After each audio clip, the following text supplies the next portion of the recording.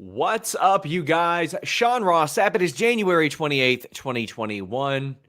Fightful's got so much stuff this week. We got a Danhausen interview. We got a Chuck Palumbo interview the same week that Eric Bischoff popped back up to do a wedding in WWE. We've got the Wrestling Roundtable with myself, Alicia Atu interview. We've got Andreas Hale. Lots of people on that on Tuesday. But today is day one predictions. Saturday, I will be here with Denise Salcedo after WWE Day 1 to talk about the show. But today, I'm here to make predictions with Jaychele Nicole, a longtime viewer of Fightful, but co-managing editor of BodySlam.net. Jaychele, how you doing? I'm great. I'm so excited to be here. Behind me, I have my 2022 goals chart. And on here, specifically, I made a specific sticky note for Sean. Ooh. So I'm going to take it off.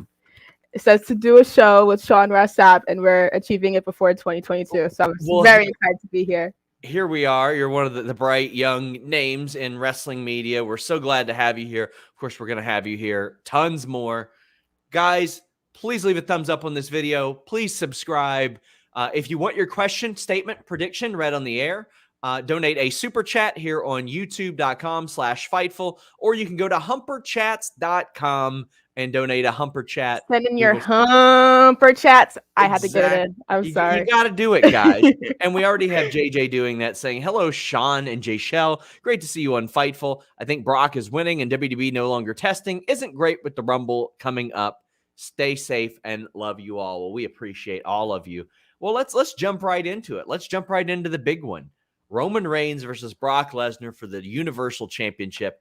I think we're going to get some funky finish. I think we're going to get some funky finish that might lead to Brock Lesnar winning the Royal Rumble later in the month and then challenging again at WrestleMania, because you can never just do one big match in WWE. But how do you feel?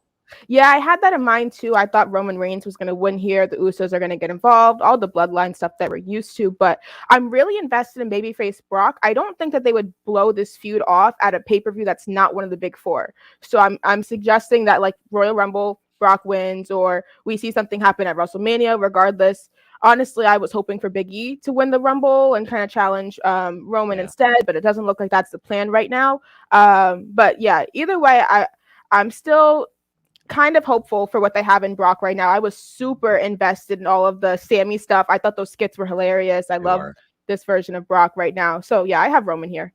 I still want to see Brock like fishing with Sami Zayn, who is nervous and doesn't want to do it. Like I would love to see that. But I mean, yeah, Big E was the one that I was thinking of last summer.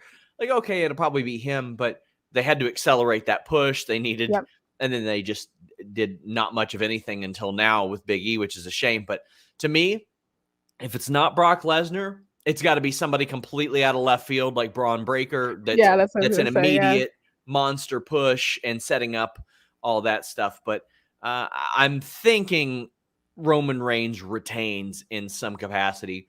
Although, you know, it wouldn't shock me if Brock Lesnar won, then Roman Reigns wins the Royal Rumble and dominates as well. I think that would be a nice switch. But I think Roman's title reign just continues and continues and continues. Yeah, I'm also really concerned with Roman's health as well. Obviously, that's a big concern, especially within the company. So I'm hoping for the best for him. I hope they make a decision with his health in mind when it comes to this reign. And it's gone under the radar a little bit, but if Roman Reigns retains the title this Saturday, he will almost surely pass Brock Lesnar's 504 days as champion, which is the most in quite some time. And he's been way more active than Brock Lesnar as well. He's defending the title on SmackDown and everything. Yeah. Edge versus The Miz. I think this is a slam dunk. There is no chance Edge loses this match. Zero chance whatsoever. I only want to see this match if we end up with Beth Phoenix and Maurice in a match. That's what I'm here for. I started watching during the Divas era, so that was Maurice and Beth Phoenix all the way. I got to break it out. I got the Divas Championship. Oh, man. So we need to see it happen. I honestly, all I want to see is Maurice. She's looked amazing on Raw. We saw her in the wedding segment. She looked beautiful. I want to see her back in the ring. I know she can still go. Beth Phoenix, obviously, living legend. She can still go. I need to see it. Beth Phoenix is one of my favorite performers ever. I love Beth Phoenix. I always thought that Maurice just had it down from a heel performance aspect. I would love to see this lead to a mixed tag match at the Royal Rumble. I think that'd be good. Yeah. As of now, even though we didn't see either on the show this week, Becky Lynch versus Liv Morgan is planned. I think Liv Morgan's winning the title. I got some issues with this. I got some beats. Please tell. How is this the only women's match right now? I am very concerned. Yeah. This is a 7-card pay-per-view, and this is the only women's match. I was expecting or hoping at least for a Naomi Sonya match here, like a mid-card women's match would have been great. Even if it was on the goddamn pre-show. I'm just super disappointed. They did the Tony and Charlotte stuff at SmackDown instead of putting it on the pay-per-view, which I didn't understand to begin with. But I had Becky here. I just have my fingers crossed that Becky's reign ends with Bianca at WrestleMania. I don't know if that's what we're leaning towards right now because Bianca's kind of in this dewdrop thing where she's won every single match, but I guess we're not moving forward. I think that's over. But I hope it is. Who knows? Neither of them were on Raw last night, so who knows? Yes. Yeah. So I think Liv is going to end up winning, and I think she'll lose the title again quickly. I think that'll happen. WWE has this propensity to build matches really poorly. Sasha and Bianca was built so poorly, and they were like, well, you know what? People love Sasha and Bianca, so they're going to react to anything no matter what. They run a nice fancy video before the match that makes you think, did that suck as much as it did when I watched it as it happened? Yes, it sucked, but their production team is great, and they rely on the loyal fan bases of Sasha Banks, Bianca Belair, Liv Morgan, Becky Lynch. Exactly. Right here. To just be happy for that person's moment because the person has been booked terribly or mistreated. You just read me to filth right there, Sean. I was just so excited to see the match. I didn't care what the build was. I was like, it's Bianca and Sasha, 2 black women in the main event of WrestleMania. Was the build great? No. Was it my match of the year? Yes. So I don't know what we get from that. But either way, I made this comparison last night when I was watching. I think they're booking Becky like they're booking Roman. They both like to choose one top star and kind of book the division around that. So how it seems so far is that they've just been feeding people to Becky, one, without building them up first. We saw that with the Cesaro feud, Cesaro and Roman. You should have built Cesaro up, gave him some more wins before that, and then made him look like a star afterwards too. And that's what we're struggling with Becky as well. So I think Liv should have had more wins here. You could have had her do a tournament or something like that to gain some wins. I feel like there were some other methods we could have used to get here. Well, they did the gauntlet or whatever it may be. Yeah, the 5-person. Yeah. But I mean, they could do better than that. And you look up and down this card, they've got Grayson Waller popping up on Raw. He's never beaten anybody on NXT. He beat up Johnny Gargano, but that's it. He's never won a match on NXT. And I'm supposed to believe he's on the same level as. Do you know why you're supposed to believe it? Yeah. Because Heat. Oh yeah, because of Heat. And he's the social media guru. My God. I want to see how many views he gets. I want to actually. I wanted to look at it yesterday. I didn't get the chance to, but I'm interested. They say that he goes viral. I want to see how viral he actually has gone because I don't 8,000 followers like that. No disrespect. That I mean, I don't care how many followers you have, but if you're using that as right, come on. Bezos says tried humper chatting. My phone is being dumb, so super chatting to support my bestie Shelly. Love seeing you grow more and more. We're always loving seeing the stuff that she does. Oh, this is a match that's happening on day one. Drew McIntyre and Madcap Moss. This, you know what? Normally I'd be like, okay, Edge versus Miz is the most slam dunk result. If they have Drew McIntyre lose to Madcap Moss, people should just never watch this show again.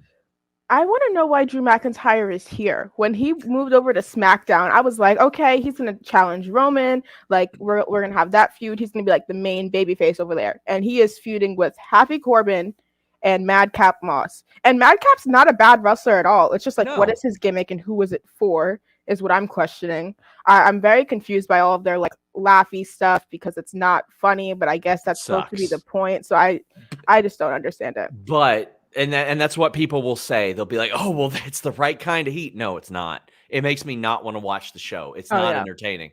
One of the things I've loved about Drew McIntyre is after he lost at Crown Jewel, and he lost all over the place. He lost to Sheamus in a top contender match in September. Like, he lost his way out of the main event scene. Since then, he's beaten Sami Zayn, Mustafa Ali, Ricochet, Sheamus. He and Jeff Hardy beat Corbin and Moss, which makes me wonder why the hell we get this match. We had the Miracle and 34th Street fight. They won that. He's been winning. Like, there's a reason for him to be back in that title scene soon if he is there. But go ahead. No, go ahead. I was just expecting Drew to be in a bigger feud. Like, I would have liked to see him in the Cesaro and Sheamus feud and make that a 3-way feud. Those matches would be super interesting. Maybe let him even have like a full-fledged feud with Ricochet also. Like, they love to do that that David versus Goliath dynamic, and you can do that with Ricochet and Drew, and they had amazing matches. We'll have that amazing match anyway, so I think that would be the way to go instead of Madcap Moss, which is for nobody. WWE makes a lot of really like big violent dudes like just tame. I don't get it. We have the Usos against New Day for the SmackDown Tag Team Championship. I love both of these teams. They're great. They're gonna have a great match, but for some reason, they did this match like a couple weeks ago. They do this match like 4 times every year and just go back to it. I don't know how we ended up here. I don't think any of them keep putting them on the same brand over and over again. None of their feuds have lived up to the feud where they had the rap battles. That's what I liked. Like, unless they're gonna start rapping again and we're gonna hear Xavier Woods rap about how he's a king, I don't want this feud anymore. I'm bored. I'm tired of it. But I think the Usos are going to retain here. I don't think they're putting the belts on the New Day, especially right now. So this is one of those situations where they could hot potato the titles, and it would mean just as much as if they didn't. You could give the New Day another reign. Who could possibly care one way or another if they did it or not? But I think Usos win, but it wouldn't shock me. It's like 51-49% to me. We also have RK Bro against the Street Profits for the Tag Team Championships. I am excited about this match. I do think it's going to be really, really great. It's 4 really good performers, and RK Bro have found their groove in working together, and I've just really enjoyed that. I don't think we've seen this match before. I don't think. Yes, we did. Briefly, we saw it in October because it went to a no contest because they can never do anything for the first time on WWE Raw. That's why you don't remember it, because it wasn't important. It went to a no contest. But I was happy to see the Street Profits win yesterday. I think it's kind of interesting how Bianca wasn't there, but Montez was. I don't know why. I don't know what the situation is with that either way. But I thought that they were going to come off of this and do the Randy and Riddle breakup. But now that they're doing the AJ and Omos breakup, I don't think they're going to run those at the same time. I think they're going to like give it a little bit of a break. But I think it'll be a great match. All of the guys in this match are amazing workers. I think Montez is going to show out here. He always shows out on pay-per-views. Great 5-star frog splash like we saw last night. So yeah, I was just happy to see the Street Profits win. I hope that they can start to get some stamina again. They were really good. They were actually like one of the highlights right before the pandemic. I loved what they were doing. So I'm a Street Profits fan. I fully expect them to start setting up the Riddle Randy Orton thing. I think they're going to wrestle at WrestleMania. Yeah, I think that's what you do. I don't know if that starts here or down the line. I think the Royal Rumble, Randy will like toss out Riddle or something like that, and or I think it'd be cool if Riddle eliminated Randy, like the student eliminating the teacher type of thing. Yeah, but I think there's a possibility of it starting here. Street Profits unfortunately had to be off TV for a little bit, but I think it's possible they win this as well. Money Mark says, if Edge wins, what's the reason for Beth to show up? It's WWE. Because she's Beth Phoenix. Yeah, she's Beth Phoenix, and it's WWE. They don't have to have a reason for anything, but Maurice can try to interfere, and Beth helps. And then that's what I thought they were going to do with the wedding segment. I thought that Beth Phoenix was going to come out when Edge was like looking at the ramp and everything like that. That's what I was hoping for. Yeah, but I think that she could interfere and or keep Maurice from interfering, and then Miz blames Beth Phoenix for costing him the match. Yep. Raphael says, am I crazy for wanting Riddle's last be like the Viper step for him to turn on Orton before Orton can turn on Riddle? Oh, I don't doubt that at all. Like that Riddle has been playing the long game mentally. It's like what we saw with R-Truth a few years ago. Like R-Truth isn't stupid. He's playing a stupid character. And I don't mean like Ron Killings is playing a stupid character. I mean, R-Truth is pretending to be stupid because like there was a situation a couple years ago where he pretended he was dumb and it got him an Intercontinental title match. And they said, "What are you doing?" He's like, "I'm showing all of you how to get the main event of SmackDown is what I'm doing." I love that. I think that that's such a next level thing to do, and it'd be really cool. Main event, well, I assume it'll be the main event. Actually, Reigns and Lesnar probably will be, but they can't let Big E main event a show. Yeah, no.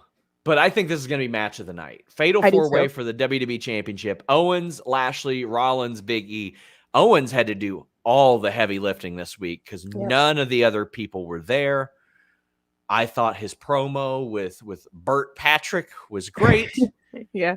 I love this. He just re-signed with the company, so they have all these guys anchored down for a while, and these are 4 really awesome performers. Seth Rollins has found another way to get over. Kevin Owens is hilarious. Everybody loves Big E, and Bobby Lashley over the past year has done some of his best work outside of maybe his TNA run where he was atop the world.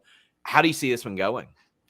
I have Big E here. Originally, I was thinking like Kevin Owens if they were going to try to position Big E for the Royal Rumble, but now I feel like those plans are no more. I'm going to go with Big E here. I think Kevin Owens is still a shoo-in for this. He's doing some great promo work right now. They really seem to love him. They put him in a bunch of spots. I mean, well, they had to, but also he was really delivering in those slots. Like he had a bunch of funny promos. He was entertaining, which is the most important thing. And I think this is going to be a banger of a match. I'm really excited to see this.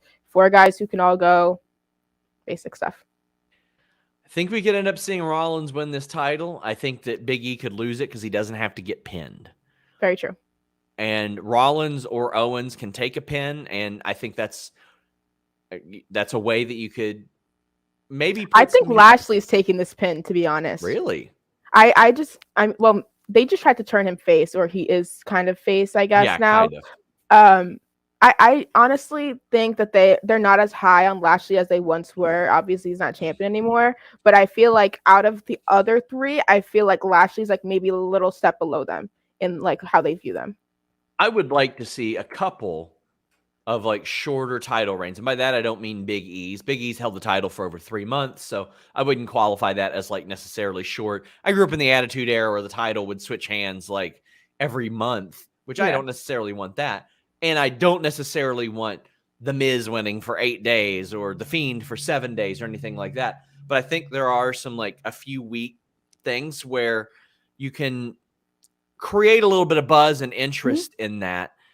And for everybody that says it devalues the title, it can, but it doesn't always. The situation's got to be right. And I don't trust WWE to do that, but I see a lot of potential between now and WrestleMania to switch the title. Yeah, I think Seth would be great with the title right now. He would be such an obnoxious heel. I heard somebody brought up the idea of putting Becky and Seth together on screen you said as long as their feuds are separate. And I love that idea. I feel like their characters already cross over so much. Literally, Seth uses Becky's stylist. Just do it. I'm here for it. So if Seth wins, I'm for it too. For like 3 weeks, them being champions at the same time, if they did that. And you see, like I said, you see Becky or you hear Becky behind her cell phone camera, like as Seth is trying on clothes and stuff. Oh, it'd be so funny. I just don't want to see them integrated into the same storyline. Only thing I would like from that is if you give me Bianca and Montez versus Becky and Seth. That's the only way I want it. And Bianca and Montez have to win. End of story. That's all. Guys, we will be here, myself and Denise Salcedo, for day 1 on Saturday night. But Jaychele, tell the people where they can find you, what all you do, and where they can support you. Yes, so you guys can follow me on Twitter at Jaychele Nicole. Oh, I'm so bad with these pointing things right over there. Also, I'm on bodyslam.net. I'm writing and editing over there, so you can type in your browser, bodyslam.net. We have wrestling, MMA coverage, editorials, all that good stuff. I do a bunch of podcasts and interviews. I can spill the beans. I got some interviews with Josh Woods, Rhett Titus, Kenny King, bunch of great ROH people coming out real soon. And then you guys can also check me out on this Sunday at 6 p.m. on our new show called ADH Divas with 2 of my best friends, Kylie Fuller and Haley. It's It's going to be a great time. If you like the distraction, it's a show kind of like that. We're going to see Haley eat an onion. Oh yeah, it's bad. It's like 2 hours of us not being able to focus on our topics at all. So if you enjoy stuff like that, that's for you. Well, speaking of Kylie, Kylie sent in a Humper chat, said, "Hi, bestie Jaychele. Do you think it's time for NXT tag team call-ups?" I'm not confident that any tag team that got called up would stay together, to be honest with you. I would only like it if it was MSK. I just don't know how they would do it with Riddle and Randy. I mean, I guess it could be a feud or something like that, but I don't know. Very confusing. That's about the GYV. Bring GYV. I completely forgot about them. Those are the only two, and maybe the Creed brothers, who are nowhere near ready, that I think they would keep together. Like, I don't think they'd keep Jacket Time together. I think they'd probably split Imperium. There are so many that I think they'd just Briggs and Jensen, they'd probably split up. But guys, thank you all so much. Please leave a thumbs up on this video. We would greatly appreciate it. Until next time, guys, we're out.